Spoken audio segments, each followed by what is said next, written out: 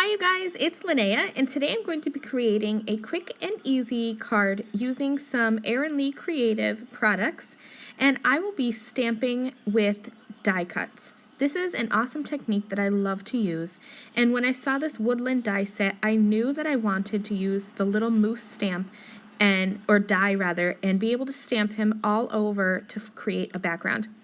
So I die cut the moose twice from some fun foam, and I actually only ended up needing one, but I always die cut two just in case one gets too inky or too squished for me to use. I used some adhesive backed fun foam, so all I had to do was just remove the backing and add it to an acrylic block, but you could easily just add some adhesive tape runner to the back of one of these die cuts and stamp that way. I'll be using antique linen distress oxide ink. I find that when stamping with foam, pigment inks work better for me, but I have done it with dye inks. You just have to be more careful to really cover that fun foam with the ink.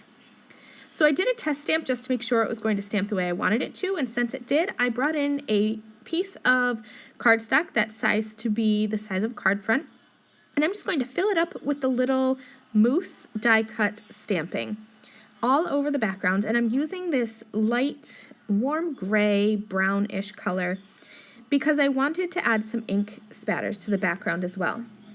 And the fun thing about stamping with foam die cuts is you don't even really have to clean them.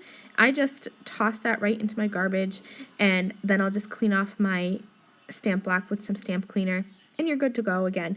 And you could, if you want to, reuse the fun foam die cut stamps.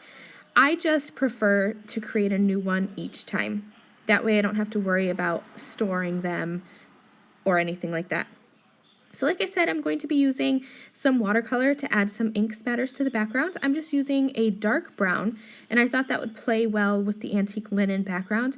And also, these colors are gender neutral, even maybe leaning more towards masculine colors, so this is a great card for the guys in your life. I'm using the Cant Sentiment stamp set, and I'm going to stamp that large Cant Sentiment with some dark brown ink, and I'm using dye ink, and my ink pad is getting kind of low on ink. I need to re-ink it, so I'm actually going to stamp this probably 4 or 5 times to get it to be that dark brown ink that I'm looking for. And then once I'm done, I had heat embossed a sentiment from that Cant Sentiment stamp set, and I will just add that with some fun foam right underneath that sentiment. I trimmed down my card front so that I could have a little white border on my card base, and this card is done.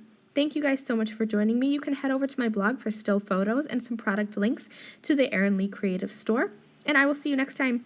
Bye!